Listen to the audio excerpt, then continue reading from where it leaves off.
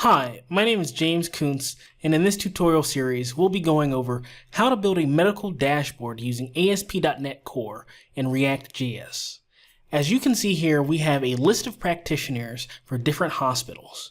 Now, what you'll be allowed to see is their name, their ID for the hospital, and their applications and appointments.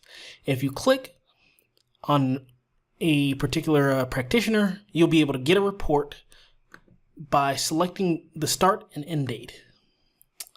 Inside of our code base, we have a basic controller that returns our report information and our list of appointments.